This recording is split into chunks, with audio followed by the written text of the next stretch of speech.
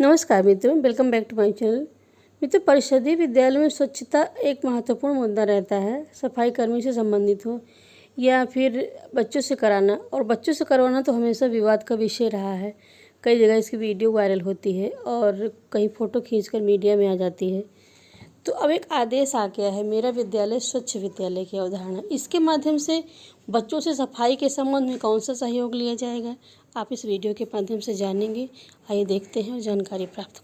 मित्रों, परिषदीय विद्यालय में मेरा विद्यालय स्वच्छ विद्यालय की अवधारणा लागू की जाएगी और इसके तहत बच्चे भी अपना योगदान देंगे विद्यालय के वातावरण को स्वच्छ रखने में। तो इस संबंध में आदेश आ गया है। प्रेषक रेणुका कुमार, अपर मुख्य सचिव, उत्तर प्रदेश शासन।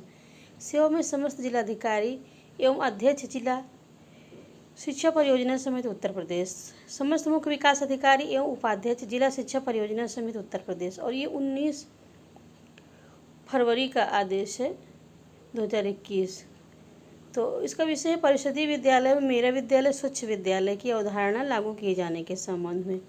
महोदय, उपरोक्त विषय के संबंध में आपका ध्यान आकृष्ट करते हुए यह अवगत कराना है कि परिषदीय विद्यालय में प्रतिशत छात्र छात्राओं, अभिभावकों, अध्यापकों और स्थानीय समुदाय के स्वामित्व की भावना से विकसित करने में विद्यालय में शिक्षकों, स्कूल प्रशासन एवं प्रबंधन की महत्वपूर्ण भूमिका है, क्योंकि यह बेहतर शिक्षण संस्थान यही है जिसमें शिक्षकों, स्कूल प्रशासन एवं प्रबंधन की सहभागिता और स्नेह सिक्त छत्र छाया में प्रत्येक छात्र को प्रफुल्लित व विकसित होने का अवसर मिले, तृप्त महसूस करें और यहाँ उन्हें एक सुरक्षित और प्रेरणादायक माहौल और बाल मैत्रिक बुनियादी सुविधाओं के साथ साथ उपयुक्त शैक्षणिक संसाधन उपलब्ध हो। नई शिक्षा नीति 2020 के अंतर्गत यह प्राविधान है कि विद्यालय में बच्चों को उनके मौलिक अधिकार, नागरिकता कौशल एवं उसका मूल तथा जल संरक्षण आदि से संबंधित महत्वपूर्ण पर्यावरणीय जागरूकता, स्वच्छ जलवायु परिवर्तन, प्रदूषण, अपशिष्ट प्रबंधन आदि के लिए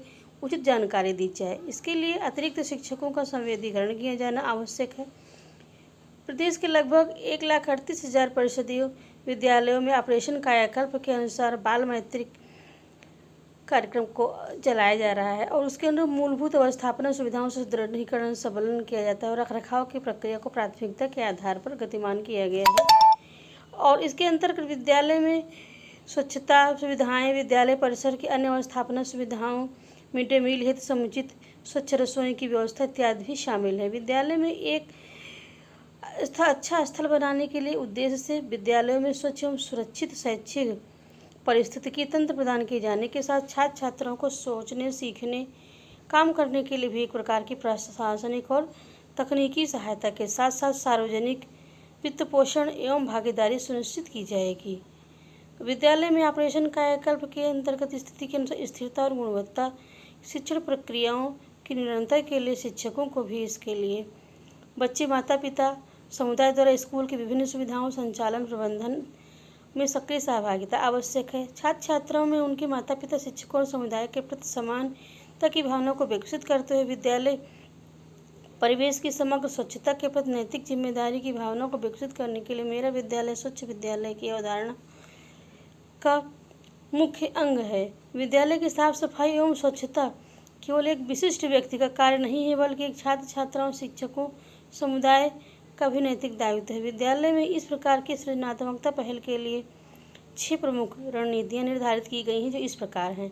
करके सीखना, तो इसमें देखिए लर्निंग बाय डूइंग, छात्रों को अध्यापकों के का भी अपने स्वयं के परिवेश के लिए जिम्मेदार बनाना है। विद्यालय में साफ सफाई एवं प्रशासन हेतु सफाई नवाचार के रूप में जरूरी है।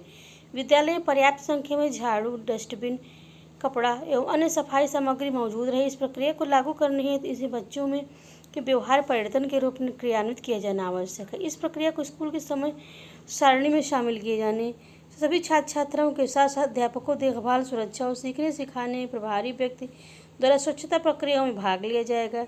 नंबर 2, कार्य करने से पहले सोचें, थिंक बिफोर एक्ट। शिक्षकों द्वारा बच्चों के सीखने के लिए उपयुक्त माहौल बनाए रखने के लिए बच्चों को बातचीत करने एवं अनौपचारिक तरीके के रूप में अपने सफाई अभ्यास को समझते हुए सीखने की सुविधा प्रदान की जाएगी। चूँकि इस प्रक्रिया में छात्र द्वारा किए जाने वाले सफाई कार्यों को एक शैक्षणिक गतिविधि के रूप में विकसित किया जाएगा, इसलिए शिक्षकों को यह समझना अत्यंत आवश्यक है कि विद्यालय में साफ सफाई को क्यों और किस प्रकार किया जाना चाहिए। बच्चों की सक्रिय भागीदारी के द्वारा शिक्षकों को हर पल इस नेतृत्व करने, भाग लेने, मार्गदर्शन प्रदान करने का अपना अलग ही महत्व है।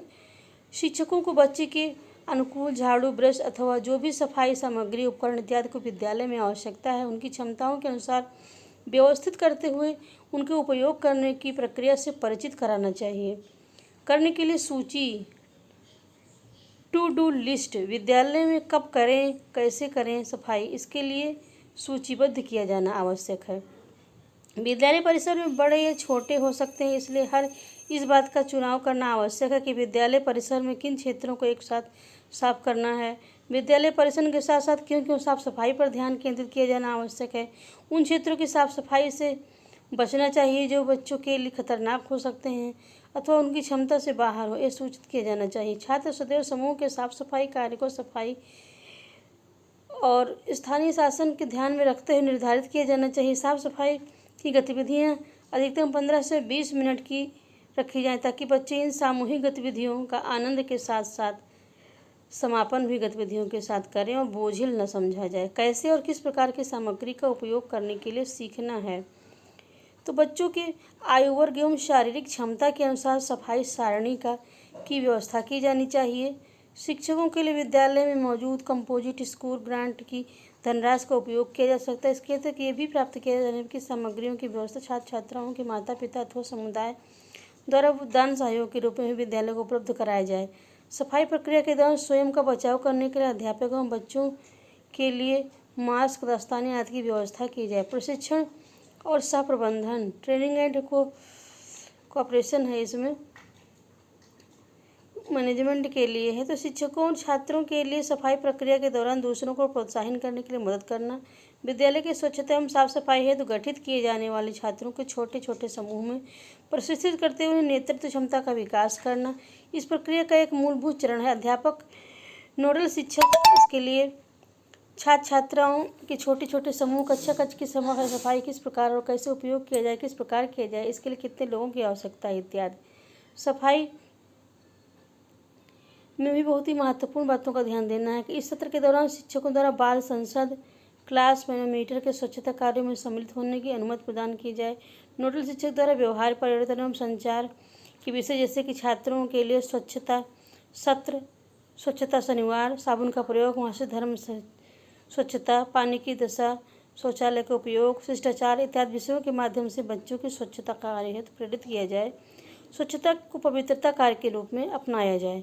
विद्यालय में अध्ययनरत छात्र छात्राओं द्वारा स्थानीय निवासियों और समुदाय के समर्थन, सहयोग और महत्वपूर्ण कार्यों के दौरान आसपास की सफाई का भी अभियान संचालित किया जाए, जैसे कि राष्ट्रीय पर्व स्वतंत्रता दिवस और गणतंत्र दिवस, गांधी जयंती, नव वर्ष, होली दिवस, विश्व जल दिवस, विश्व पर्यावरण दिवस, 5 जून, ग्लोबल वार्मिंग और हैंड वॉश डे, विश्व शौचालय दिवस इत्यादि। छात्रों और समुदाय के उत्साह और स्वामित्व प्रबंधन के दृष्टिकोण से सार्वजनिक शपथ ग्रहण, स्वच्छता संबंधी संगीत इत्यादि का उपयोग किया जाए। विद्यालयों में छात्र छात्राओं को स्वच्छता संबंधी गतिविधियों संलग्न करने का मूल उद्देश्य बच्चों के मध्य अनुशासन, जिम्मेदारी और देखभाल की भावना विकसित करना चाहिए। समूह कार्य, असाइनमेंट के माध्यम से बच्चों के बीच स्वच्छता और स्वच्छता व्यवहार को सीखने के रूप में शिक्षकों और छात्रों को निम्नलिखित बिंदुओं का संज्ञान लेना आवश्यक है। ध्यान देने योग्य बातें हैं। विद्यालय की साफ सफाई की गतिविधियां छात्र छात्राओं द्वारा प्रत्येक दिन 15 से 20 मिनट कराई जाए। विद्यालय में संचालित स्वच्छता संबंधी गतिविधियों में प्रत्येक बच्चे को बिना किसी भेदभाव के प्रतिभाग करना चाहिए। अध्यापक द्वारा यह सुनिश्चित करना चाहिए कि समस्त प्रकार की गतिविधि सभी के लिए महज है। स्कूल में मौजूद प्रत्येक वयस्क न केवल छात्रों की साफ सफाई में भाग लेने के लिए प्रोत्साहित करने बल्कि छात्र छात्राओं का मार्गदर्शन भी करने के रूप में सक्रिय रूप से प्रतिभाग करना चाहिए। शिक्षकों द्वारा विद्यालय परिसर में साफ किए जाने वाले क्षेत्रों का चिन्हीकरण किया जाएगा, उसका उपयोग किया जाएगा और व्यापक सफाई कार्यों को सूचीबद्ध करते हुए प्रत्येक समूह के लिए कुछ कार्यों को आवंटित कर उनका मार्गदर्शन किया जाए। नियमित अंतराल पर साप्ताहिक रूप से कक्षा में नोडल शिक्षक व्यवहार परिवर्तन, संचार आदि का संचालन करेंगे। सप्ताह में एक दिन व्यवहार और प्रणालियों का ऑडियो वीडियो प्रिंट सामग्री, साबुन के साथ हाथ धोना, पानी की बचत, शौचालय का उपयोग, शिष्टाचार आदि का उपयोग किया जाए। जूनियर सेशन के सबसे छोटे बच्चों को किसी भी कठिन कार्य में नहीं लगाना चाहिए। छात्रों को मरम्मत और रिनोवेशन का कार्य, भारी काम, गहरी सफाई के क्षेत्र से खतरनाक कार्यों में नहीं लगाया जाएगा। छात्रों को साफ सफाई के दौरान नोडल शिक्षक उसके साथ ही अपनी निगरानी में ही कार्य कराएंगे। समस्त विद्यालय मेरा विद्यालय स्वच्छ विद्यालय की संकल्पना का सिद्धांत प्रभावी रूप से क्रियान्वित किया जाएगा और अध्यापकों को जनपद स्तर पर 1 दिवसीय प्रशिक्षण सुनिश्चित किया जाएगा, जिसमें यूनिसेफ जैसी संस्थाओं का सहयोग दिया जाएगा। इस संबंध में मुझे ये कहने का निर्देश हुआ है कि उपरोक्तानुसार अपने जनपद के परिषदीय विद्यालय मेरा विद्यालय स्वच्छ विद्यालय संकल्पना क्रियान्वयन सुनिश्चित करने का कष्ट करें। भावदीय रेणुका कुमार, अपर मुख्य सचिव। और ये आदेश निम्नलिखित को प्रेषित किया गया है। महानिदेशक स्कूल शिक्षा, शिक्षा निदेशक, सचिव बेसिक शिक्षा, समस्त मंडलीय सहायक शिक्षा निदेशक, समस्त जिला बेसिक शिक्षा अधिकारी, समस्त खंड शिक्षा अधिकारी, chief field officer, UNICEF, guard file. आज्ञा से राजेंद्र सिंह, संयुक्त सचिव।